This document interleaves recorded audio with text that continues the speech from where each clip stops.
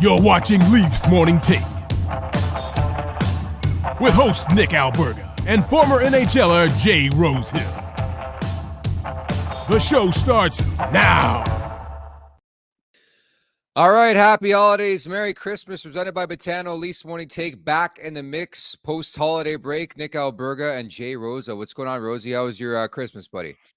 Who, baby? She flew by, but enjoyable. Lots of action, lots of fun. It blew by, and the kids had a blast, most importantly. So, yeah, I'm in a good spot.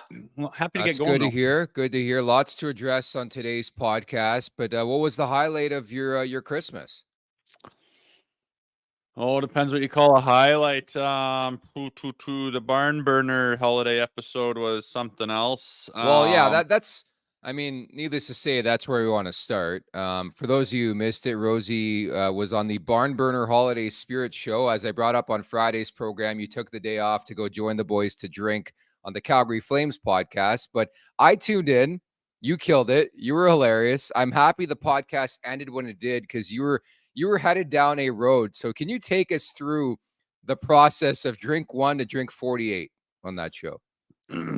Oh, man, I don't know if I want to condone any of it. It's different holiday spirits that you're trying out, and it's everything from coffee and whiskey to martinis to eggnog to Moscow mules with a candy cane flair to it and everything and anything in between. And I don't know, when you're not used to doing that, well, you get a break. You take breaks subconsciously, but on that show, it's just they keep bringing you them, and it just is nonstop. And that's just a recipe for, like you said, going down a dark road. But it was fun doing it, and I had time to recover, so all is well.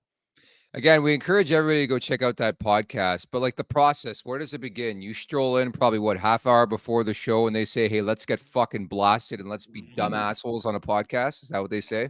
Well, not quite that much vulgarity, but it's funny because, of course, Pinder didn't have his schedule figured out. So I get there when I'm supposed to, and it's like an hour till we go. And the guy that's serving us, who works for liquor companies, is one of my good friends who I haven't seen in a long time. And I'm like, good Lord. So we sat there and caught up and had a couple, just waiting for them to be done their original thing, and then we got going with the actual pod. And it's just, yeah, every kind of 10 minutes they're bringing you another drink, and we're not talking a whole lot of hockey. And yeah, I just by the end of it there, Robin Regeer was on, and I probably have to apologize to him. I don't really know what I was saying, but life goes on. So let me break that down. You pre-drank for an all-you-can-drink show. Is that what happened? I guess that's what it boils down to. Yeah. Did you have a favorite spirit? Good question. There was lots of them. No, the Moscow Mule with a little candy cane flavor had a nice little holiday kick to it that I wouldn't have expected, so that was good. I like the eggnog and rum too. Just something about the holidays. I'd never have it any other time of year, but when holidays roll around, you got to drive one of those in you. And yeah, just overall fun to let loose and kind of let her hang out on a pod. See, I didn't realize that it was like an assortment, a bevy of different drinks. I thought it was like BYOB. You bring what you want and you just shoot the shit. But as I tuned in, I started to realize there was a bit more decoration, if you will, to this podcast. And you guys experimented a bit. But at which point did you start to realize, oh boy? And that's why I got even bigger respect for Boomer and Pinder for hosting that show, because I think they get to a point where I'd start to slur. I'd have no idea how to steer the podcast, you know?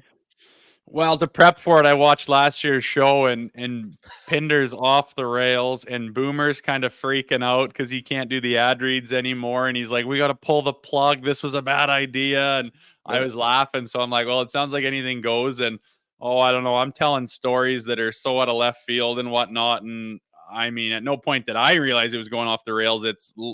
I still don't quite have the gall to go back and listen to the whole thing. I've seen some clips and buddies are texting me about it and stuff. And I think about the halfway part is where she's long gone, and it just anything seemed to go.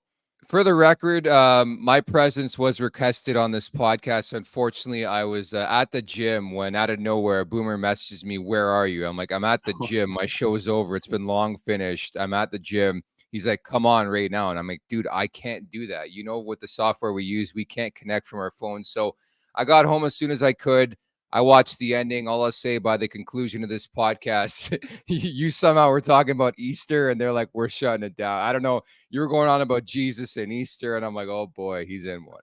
Oh dear. Yeah, definitely in one. So if you're not into that kind of thing, stay away. If you like to get a chuckle out of that type of thing, go check it out. But yeah, not one. I'm glad not one we do every week. I'll tell you that. Look, I was borderline concerned that I may not have a co-host anymore. So the fact that you got through that, it was great to see you on there. It was great to see you promoting. It was great to see you talking about the Red Deer Rebels, how all you wanted to do was play for the Red Deer Rebel. You went on for like 2 hours. I don't know if you recall that at all, but that's the biggest thing I remember from the podcast is your desire to play for that team. They even got Brent Sutter on.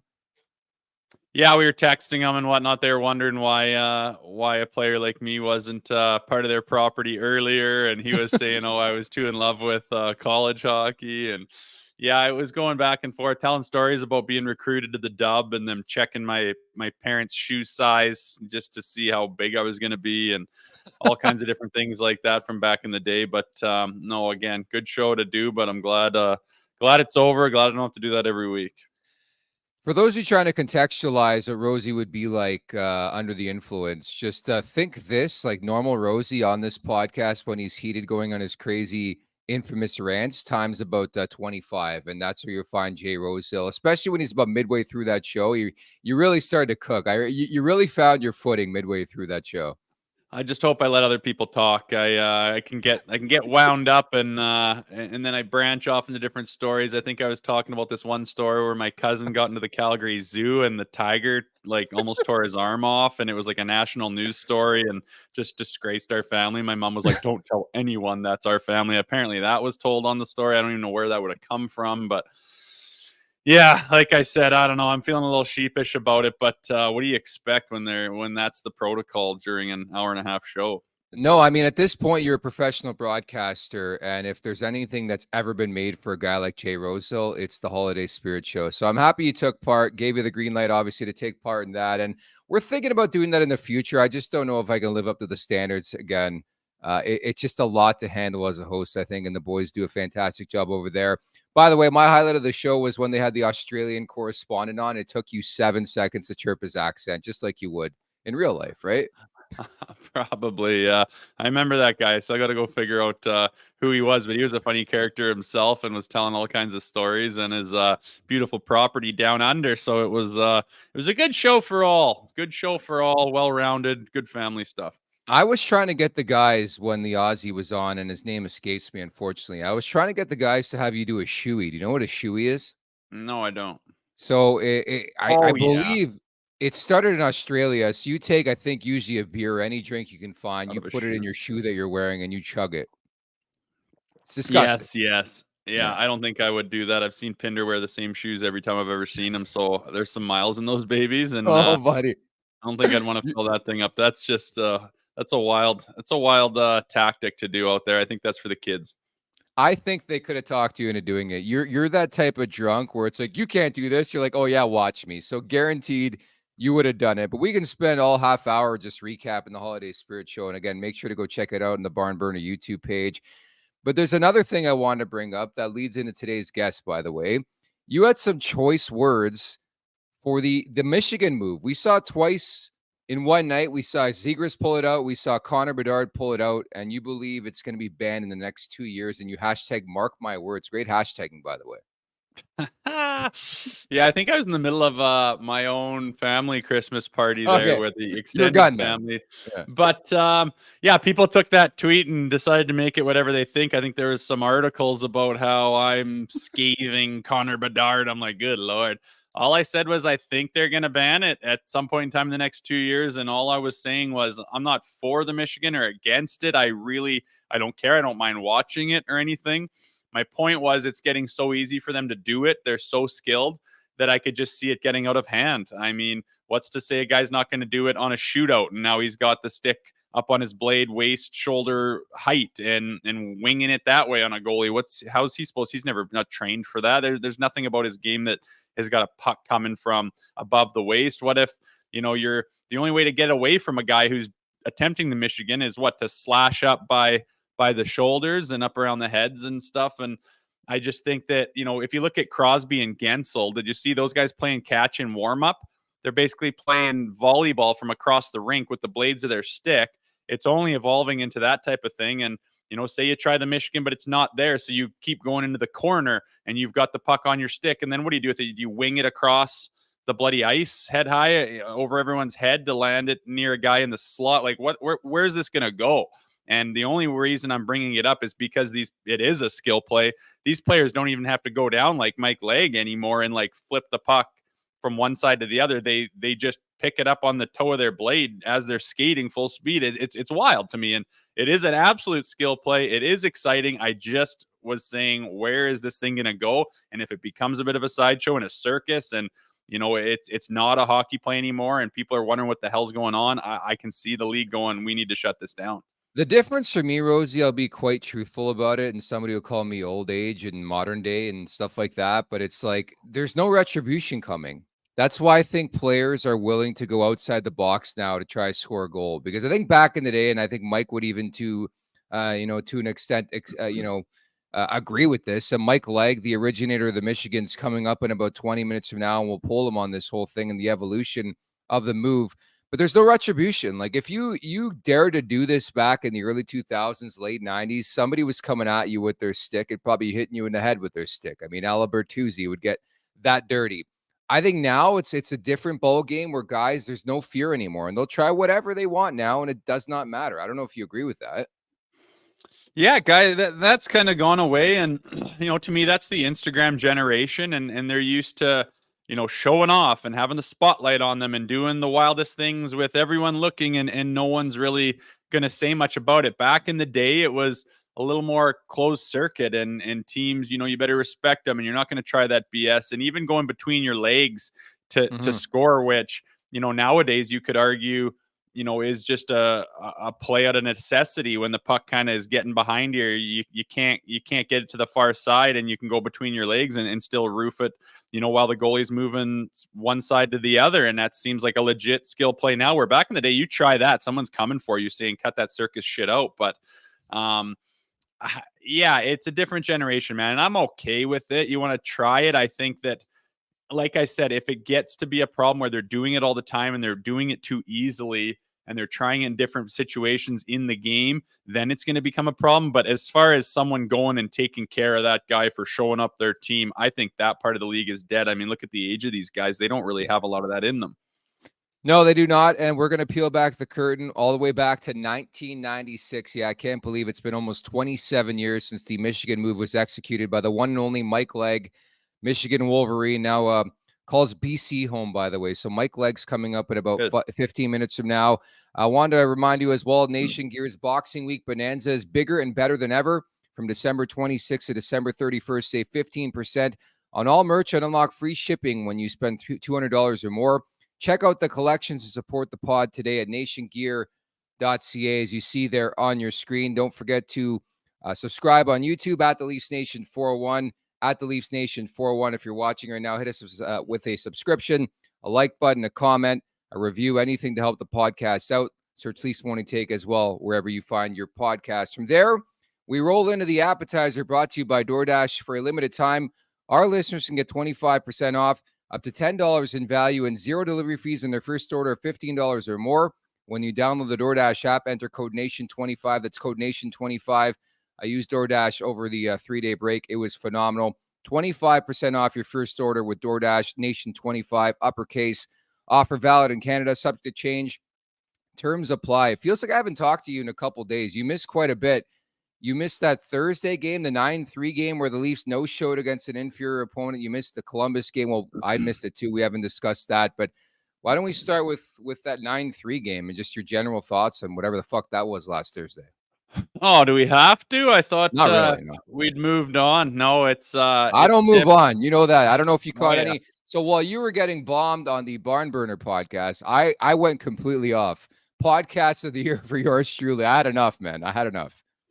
Yeah, and rightfully so. I mean, I'm kind of done trying to trying to guess what team's going to show up here. I mean, their record looks pretty good. They got lots of things to be positive about, but if you want to go just a touch deeper, there's a lot of gremlins there in this team, and it's like these absolute blow-ups to these bottom feeder teams. And I've said it before, when they lose to Chicago and lose to some of these bottom feeders, and then to get your absolute ass handed to you by Columbus of all teams, I don't know why they can show up against the Bostons and the Tampas and play well against some of the higher end teams. It shows that they are a competitive team. And then to continually, everyone can lose a game and lose focus and not be prepared enough and kind of take a team lightly and get beat in the NHL. Like, it happens, but it doesn't happen to anyone more, it seems, than the Toronto Maple Leafs. And it doesn't happen in more spectacular fashion. And, you could blame Ilya Samsonov for that, blame their defense. But at the end of the day, that coach did not have them ready to go. And their leadership and their veterans did not have them ready to go. And to me, that's kind of a lack of accountability. Like, that's garbage can tossing time and Gatorade jug flipping time. Like, that's so unacceptable for a team that's ready to apparently try to take a run into the playoffs at the Stanley Cup, and it's time to win is now. To do that kind of thing, it's just shocking. And like I said, we're used to it. We've seen it, but I'm almost done trying to predict what team's going to come out and play any of these games. I don't know how much you caught of it, but I actually fired Sheldon Keefe on Friday. I said enough was enough. It's time for a coaching change. So I was at that limit, and I still feel that way. I will say that this team, I guess, deserves credit because Columbus on Saturday, they came out, they took care of business. They were excellent in that game. Martin Jones was good. They weathered the early storm as they expected. They got the job done, but I still look back to those types of games against Buffalo where you're just thoroughly embarrassed. And I think, where's the preparation? Why isn't this team ready? Yeah, like you say, they bounced back against Columbus as they should have. But it's just like, if you there are games that I think need to be stamp games. Like, you need to put your stamp on it and say, this is how much better we are than other teams. Like, this is where we're at, just so everyone knows, and you put it on display. And instead they do the complete opposite thing and then want to be taken totally seriously. And it's not, again, it didn't happen one time. It's happened countless times over the last season and a half, call it, that they just are inexplicably terrible. Like, did you even prepare for this game? Did you even have a game plan? Or were you just thinking, A, this is an automatic win, or B, I'm going to completely reinvent the wheel and dick around out here and try to get some cool highlights going, and forgetting that it's the NHL? I don't know what it is, but I do know that it's very apparent now there's not a high standard of accountability to their play and their preparation in that locker room, or else this just wouldn't happen. Well, that's the big word I used on Friday. I said, I believe the direct quote said, I said, there's zero fucking accountability. And Rosie, we've talked about it ad nauseum since we started this podcast a year and a half ago, where it's like they lose a game, it doesn't matter. Like, I sort of joke that Austin Matthews comes out after that game, he calls it an embarrassment. That's as close as you'll hear to accountability in that locker room. And granted, they did respond again on Saturday, but we've seen this rodeo way too many times. That leads me down a very, very long road where it's like, how can I expect this team to do anything substantial when it matters most, when you're putting up donuts against shitty teams? Like, it's a process, and I just don't feel good about this process right now. Yeah, and I mean, if let's say you start the game poorly and you weren't in the right mindset, and you have a tough first period against a low level team. Again, anyone can beat anybody, but you think they'd have the ability to readjust and to find their game and take control of the game again, and instead they're just like two more periods of nothing, of more of the same, of worse play than you started with. Like, no alarm bells seem to be going off, and like you said, their interviews afterwards are almost more frustrating because they won't give the Toronto media anything. They're just going to go and do their P's and Q's and get out of there with the Toronto media after a game like that. Usually, like you said, at least Austin, I mean, what are we cheering that Austin Matthews called that embarrassing? I mean, like I said, there should be tables tossed over that kind of play, especially with the history of doing it. And I don't know. To me, it is all about the coaching and the leadership. Like, how is John Tavares with his background and experience not making sure that to an individual, everyone's ready to play those types of games. And I don't know if he's a rah-rah guy. I don't know if he's a pull a guy aside during warm-up type of guy, or what he does that makes him a good leader. I know that he leads by example, but sometimes that's not enough, especially when you're in the situation that these Leafs are in, and they have these predicaments they get themselves in with inconsistency. Yeah, it really is scary. And I know Daniel writes, I see Nick is still pissed. Yes, I'm pissed. I've been pissed for fucking 50 years. It's not going to change. I don't care if they beat Columbus. Like, they lead the league in embarrassing losses. And I don't need to do research on that. I've covered this team X amount of years now. I've been in person for games against Zamboni drivers and all that stuff. And I get every team, you're not going to have it every game, but it's the Leafs can't lose a 2-1 game. They can't lose a hard-fought 3-2 game. It's got to be like a 9-3 embarrassment on the road in Buffalo. And, you know, the other elephant in the room in that game, which we haven't brought up, is that they have a goaltender who should be in my beer league team, if that. Ilya Samsonov. Like, he's unplayable. Martin Jones is starting tonight. This guy's unplayable. He's still on the roster. Yeah, it sure hasn't gone his way, has it? I didn't express it on air, but I had this little nicking feeling in the back of my neck that was just like, what about the goaltenders? Like, everyone just assumes that Sammy's gonna do it, and I had no reason to think he wouldn't, but I was just like, what if Sammy doesn't have it this year? And luckily, Joseph Woll has been fantastic for the amount that he's played, albeit he got a high ankle sprain there, which he, should be coming back in the foreseeable future here, and hopefully he's in form. But, Sammy just hasn't had anything. I mean, his really good has been few and far between, and it hasn't even been really good. It's been nothing close to what you think a goaltender is going to be taking you to the promised land. So definitely a goaltender issue there. The team, they've been waiting patiently for him to find his confidence, find his game, and it's gotten worse. He's expressed that verbally, that his mental state is not good. And it's tough, man. I mean, do you just write him off? Do you cross his name off and move on with say Jones and Woll? Or, we're playing Columbus again today after a break where he got time to reflect. Do you put him back in there and give him one last chance to maybe try to find something?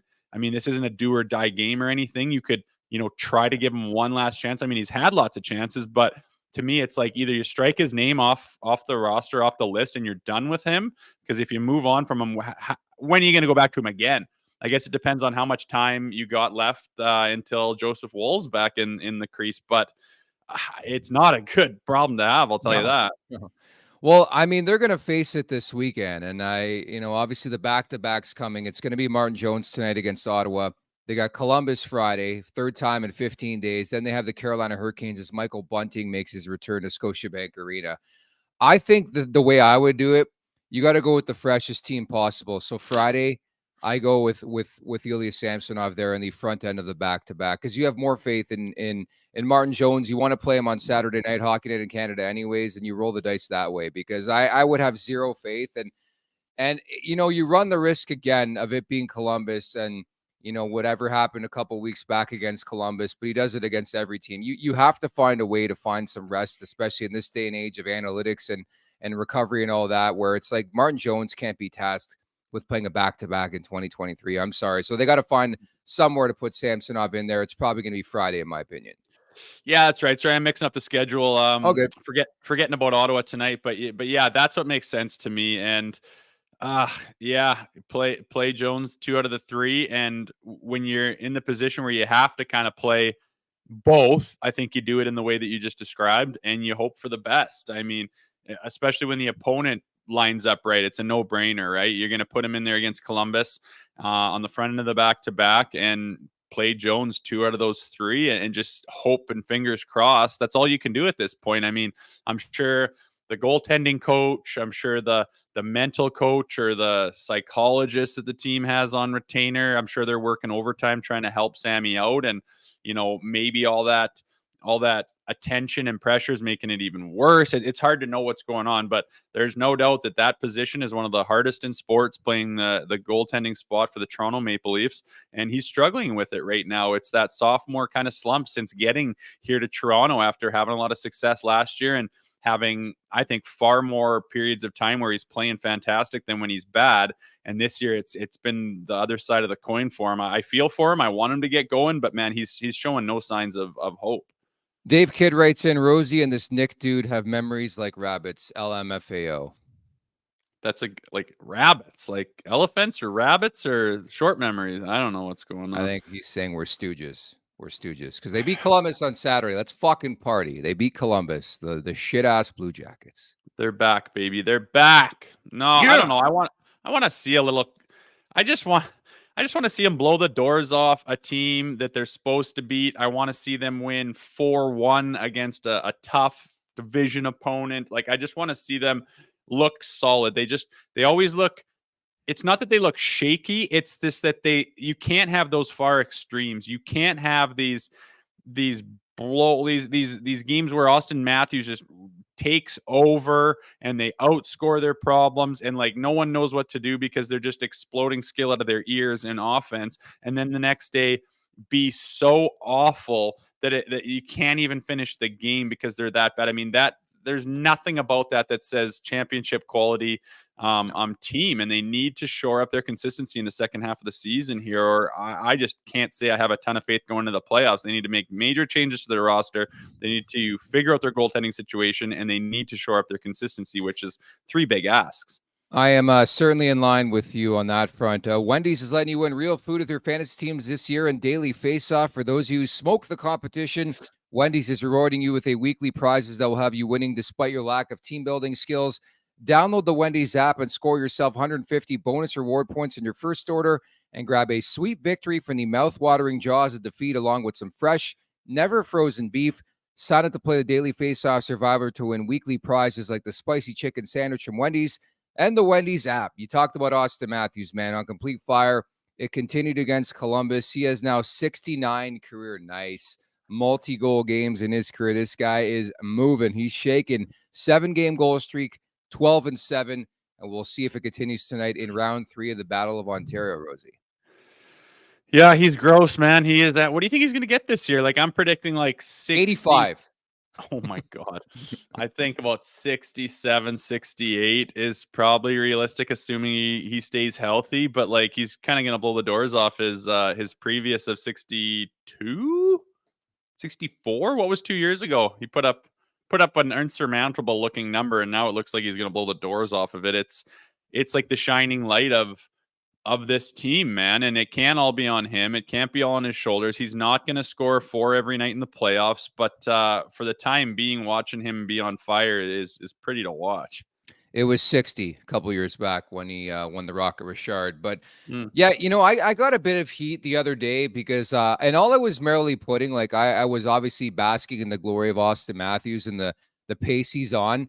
But I said it was incredible because I still don't feel like he's a team MVP through 31 games. Like, I think he's been great. I think the most complete player to date has been Willie Nylander. I think it's a recency thing. Matthews has been on complete fire for the last 20, 25 days. And it just shows you how incredible this guy truly is, where he hasn't been at his best for the majority of the season. And then you look and he's got 28 goals in 30 games. Yeah. Like, he scores in bunches. I think we know that. It hasn't lined up with the playoffs yet for him. I don't know if that's just an anomaly or if there's something to do with that on when he can turn it on and when he can't. But scoring in bunches like that, I mean, if you get hot like that for 3.5 weeks in the playoffs, oh boy, I mean, you can cover a lot of problems. And the problem they have had is he hasn't done that. So he's capable. He's one of the most talented guys this year, more than ever, with his play and the way he's scoring goals and this heater that he's on. I watch and I shake my head, man, because I've said it before. From where he scores in his favorite spots and no one else could seem to get that shot off or pick that corner. He just does it like twice in a game, and not even like with crazy urgency or panic or anything, just does it. And then the look on his face is like, yeah, I did it again. Like, oh Lord, is he talented. So it's fun to watch. And again, I hope he continues on. If he continues at this pace, he'll absolutely be the MVP. But yeah, a little recency bias when you think about the span of the first half of the season that Willie's had as well. And that's a good problem to have, man. Spread the wealth around and, let everyone get hot. Let Marner take his his run at it here like he did last year in the new year and see what he can do. Like, I love that. But to me, we're getting to be the same old thing. Is it's all about the playoffs. Like, can you do it when it matters? Yeah, he shouldn't even. He's not even shocked when he scores anymore. And No. good on Dave to double up and write in. And he's trying to contextualize things. The Leafs are 4 points back of first in the Atlantic Division, which I understand. Point proven, point taken. But I think with respect to Matthews, like he makes it look so easy. Where it's like sometimes I have to pinch myself and realize what I'm watching. Like this guy, he makes like scoring goals like look way too simple and way too easy. And we've talked about this a lot on the podcast where it's like most guys struggle to score 10 goals in a season. This guy will score it in 5 games. So can't wait to see what Austin Matthews has to put forth tonight.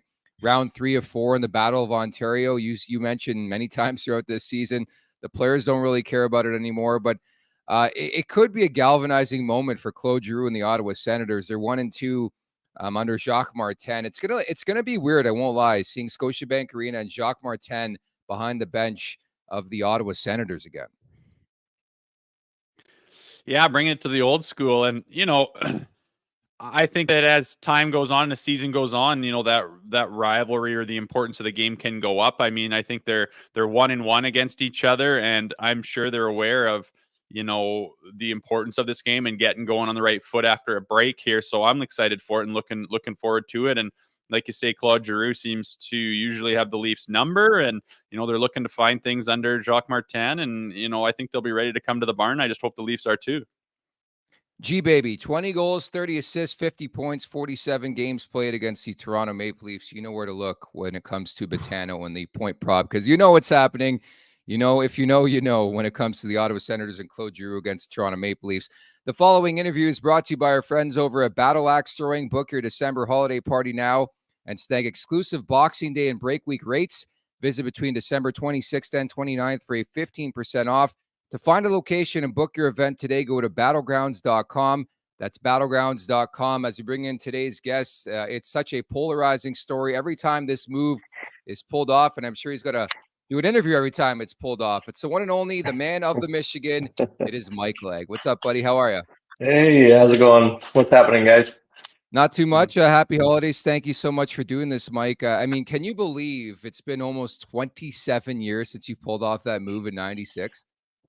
Oh, every time, right? I lost count of the years, I guess, but yeah, every time it comes around, the phone blows up, and yeah, here we go again. And 2 in one night? Are you kidding me? Yeah, it was nuts. Pretty crazy, man. Pretty crazy. I mean, for those, so you guessed it to contextualize this. You guessed it on my podcast a couple years ago, now defunct, called Unmuzzled. We went through the sort of genesis of the move. Can you peel back the curtain, Mike, as for the move, how it came about to be in 96? Yeah, it all started, I guess I was having this semi-pro skate, I guess, in back in London, Ontario, where I grew up, and there was one individual there. I knew his name, Billy Armstrong. He was with the New Jersey Devils organization, so everybody at our age was kind of keeping an eye on him, and we're pretty shy to go up and talk to him. I think it was maybe 50, 16, something like that. And he's flying around, just the natural warm up, doing loops, taking shots on the goalie. And I remember I took my shot and looked down, and he was at the other end, and he somehow picks up this puck on a stick, and he just had it up on his stick. I'm like, oh, how did that happen? And of course, I'm not going to be like, hey, how did you do that? How did you do that? What's going on? Like, fill me in, quick, teach me. And I'm like, no, I just kind of put it in the back of my head, was like, holy smokes, like, how could you use that in a game? Like, how can you do that in a game? And so it kind of started from there, and figuring out like I guess the olden days where you would do the wraparounds down low, and Dougie Gilmore from behind the net, spinorama, and going the opposite way and slam dunking it in down low. Well, you always see the goalies like cover the bottom of the net, cover the bottom of the net, and stop the wraparound, and you see the gaping hole up top. Yeah, I just kind of put it together, and how are we going to get it up there? So, Mike, I mean, I remember when you did that, it was everywhere, all over every form of media that there existed back then. Why do you think it took, 23 years for someone to execute that in the NHL afterwards. Yeah, I don't.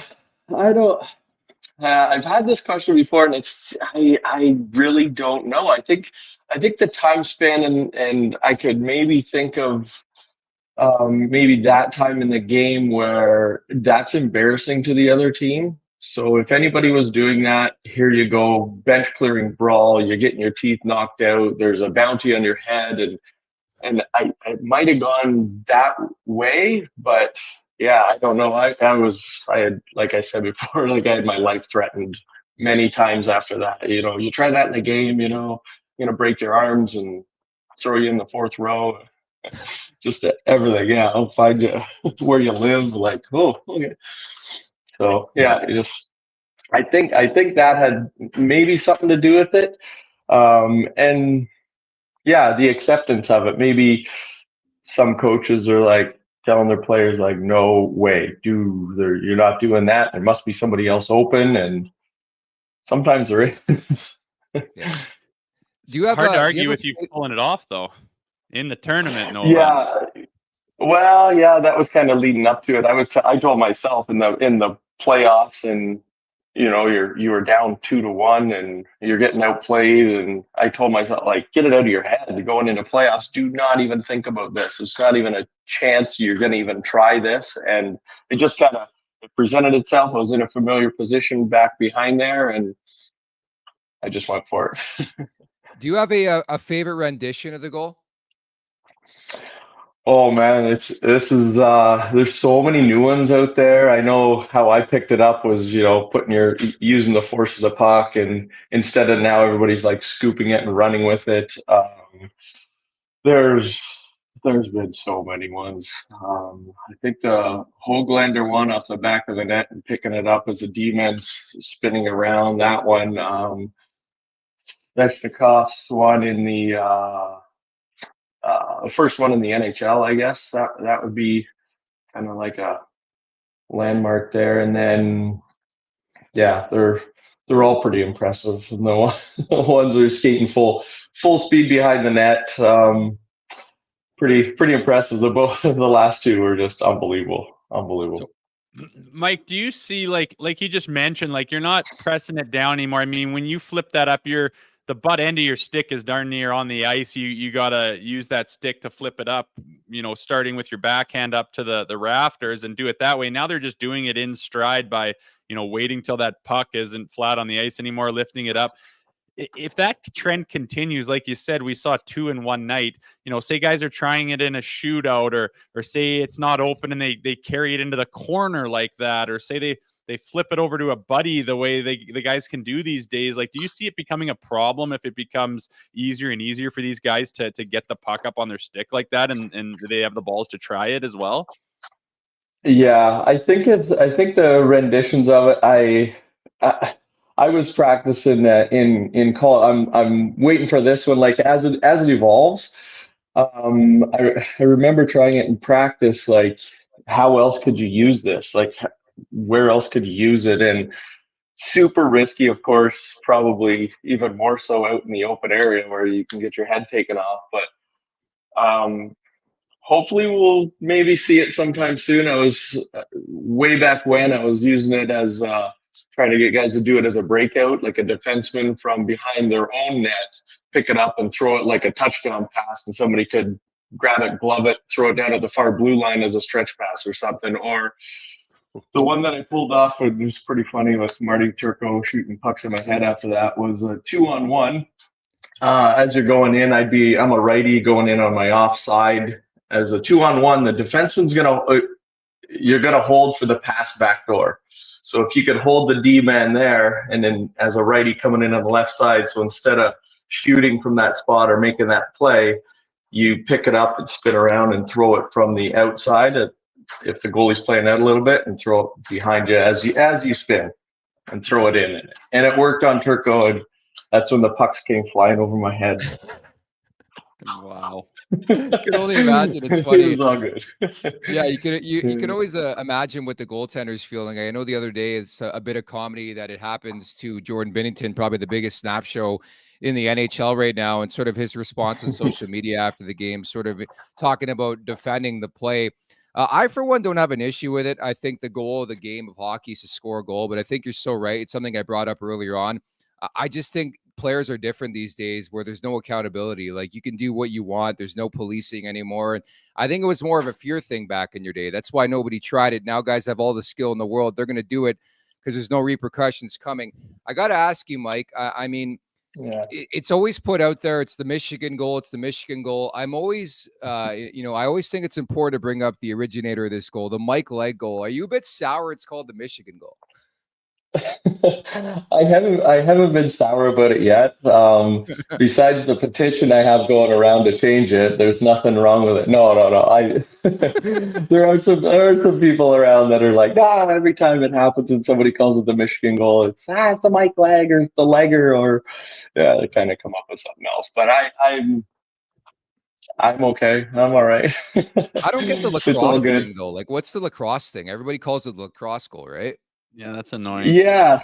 Yeah, everybody was when I first did it. Everybody asked, "Oh, did you play lacrosse?" And I was like, "Oh, in gym class for a semester or something like that." Like, yeah, it's a great sport. I loved it, right? And I think it was in lacrosse you could from behind the net jump around as long as you're not in the crease and tuck it in. So I think that's where it came from. So yeah, everybody lacrosse goal. We're on ice. I'm not a big fan of that name. I like. We'll try to get there changed up to the Mike Legg now and drop the Michigan there for you. Yeah. Can you still do it, I like Mike? it, sure. Yes, yeah. I get quite a lot of opportunities coaching in a junior A tier two here in Maple Ridge for the Flames, and then a U18A1 team, and then my boys team, a U13 team. So coaching, I'm on the ice lots, so I bury on those U13 goalies as much as I can. Feels good.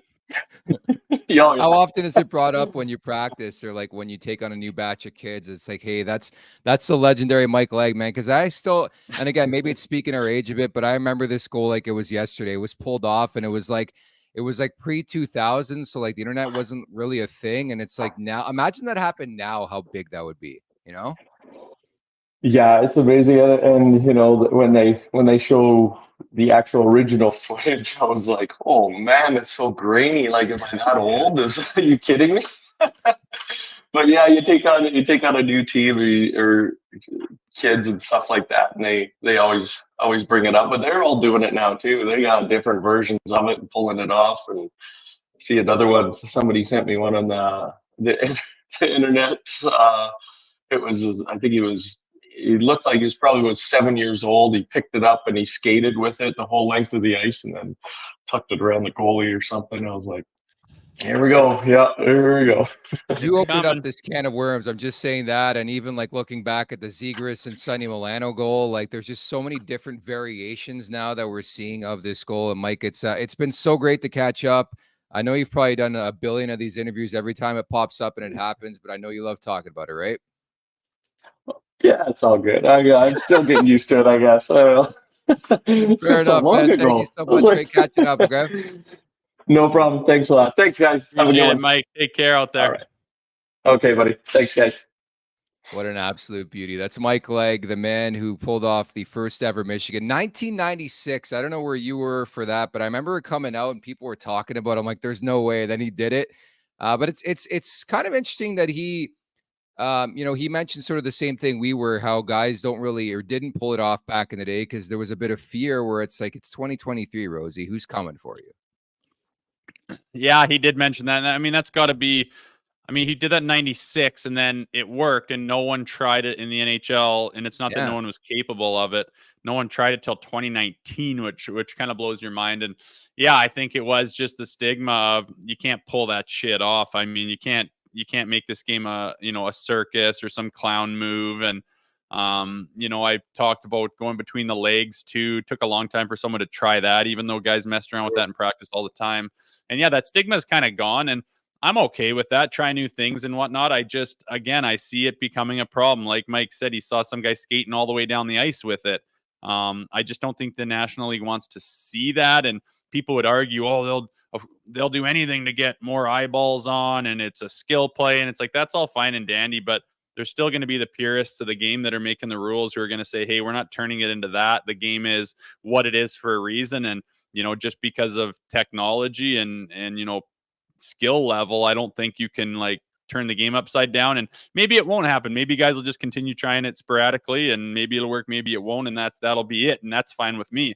But I just see these guys being too good and innovative, and like you say, they're not scared to try new wild things anymore. They're not scared to have the spotlight on them. They don't care if there's a target on their back, because there isn't anymore. No one really thinks about it that way. So I just see it becoming more and more I don't know if I want to say a problem, but just more and more evident in our game. And eventually they might come to a crossroads where like enough's enough. We'll see. I think it's pretty cool that he's like thinking outside the box and teaching his kids now. He talked about coaching junior and some of the younger age groups as well. And, they're looking to utilize that move in a more efficient way, whether it's breakouts or 2-on-1s. Like maybe that's where we're headed, where it's like it won't be a surprise anymore to see a 2-on-1 and somebody pull the Michigan in a 2-on-1. Like I think the sky is the limit when it comes to that. And while it's been hard for me to sort of transfer over to this era and brand of hockey, I will say that the objective of the game is to score a goal. If that gives you the best, route to scoring a goal, then I'm all for it. But I could see what you're saying, because it could get out of hand in a hurry because everybody could do it. And then there's the whole safety thing too. Yeah, and I mean, you want to talk about the shootout? People like are not happy with the shootout these days, with guys coming in uber slow. It's kind of it was a bad look, I think a lot of people think. And at the end of the day, they do need to score a goal however they can. That's the whole object. And if that means coming in uber slow on a shootout goal, then they're going to do it. Obviously, they've proven that. And now if you want to try that, some kind of a Michigan goal on a tryout too, you could try that. So it'll be interesting to see where it heads. Meantime, Rosie, this week's player to watch is presented by Covered Bridge Potato Chips. I'm going to go with Mitch Marner. I'm not sure if you caught this, but Sheldon Keefe, I mean, he does it again. He flips Marner, he flips Nylander, and Marner's back with Matthews, and back with the red-hot Austin Matthews has 12 in the past 7. So my guy's going to be Mitch Marner. It is, hey, and yeah, I hate to be that guy to follow the easy call, but mine's going to be Austin Matthews. We had a little break here. He's hotter than a pistol. You got to see if he can pick up where he left off. I want to see if he's still that hot, and if he can continue this pace, which is a ridiculous pace. I'm going to be eyes on him to see if he's still got that hot touch. I like it. Go to coverbridgechips.com and follow on Instagram at CB_chips. This week's schedule, by the way, got Ottawa at home, at Columbus Friday, home to the Carolina Hurricanes on Saturday. Michael Bunting's return to Scotiabank Arena. The Betano wrap-up is presented by Betano.ca. The game starts now, 19+. Please play responsibly. And, Rosie, there's a couple things, obviously, we're looking at. I think you'd be dumb not to look at the anytime goal for Austin Matthews. And Claude Giroux, as mentioned, 50 points in 47 games against the Leafs, so I would look there too. And I had a quick peek before this show. The over-under, I think, set at like 7.5, man. That's a lot. That is a lot, man. It's one you can't touch if you're me. Usually you got that 6.5, and that's fine. But, betting that there's going to be 8 goals in an NHL game, that's getting wild. So, yeah, try to find value elsewhere. Like you said, I think those player prop bets are where it's going to be. Remember Thursday's show where you sort of questioned me hitting the over at 7? And you did, didn't you? In a big way. 9-3, dude. Predictable shit, man. Yeah, I remember thinking that while the game was going. I was like, oh, Lord, did he ever hit the over? Like, what a gong show. But I wasn't pleased about it, I'll tell you that. Yeah, that game was, again, I'm going to have a bad taste in my mouth for a while until the next shit game that they play after what transpired in Buffalo last Thursday. So we'll leave it at that. Martin Jones, your projected starter, the Ottawa Senators, you think could be a desperate team. And I think important to note, the road team has won the first 2 games of the Battle of Ontario, round 3 coming tonight, Rosie. Any final words to wrap up today's show? I don't think so. Time to dust the cobwebs off and get that turkey out of you there, boys, because we want to see some consistency out of you this new year and wrapping into the second half here. So, big 3 coming up here. I'm looking forward to seeing what they can do with it. Watch it be like a 2-1 game, and I should remind all to go check out our holiday edition that we put forth back on Christmas Day featuring Easton Cowan. I know a lot of you in the chat have been calling for Easton Cowan on this podcast. We caught up with him, so make sure to go check that out. Again, many thanks to everybody in the chat at the Leafs Nation 401, where you can subscribe on YouTube, search Leafs Morning Take. Wherever you find your podcast, thank you to producer Vic. Thank you to producer Aaron, Jay Rosehill. I'm Nick Alberga, and we'll talk tomorrow. Thank you for watching Leafs Morning Take. Hit that subscribe button and never miss a show. And for more, visit theleafsnation.com. TheLeafsNation.com. If you don't know how to spell the Leafs Nation, you know what I mean? But hey, sometimes you never know.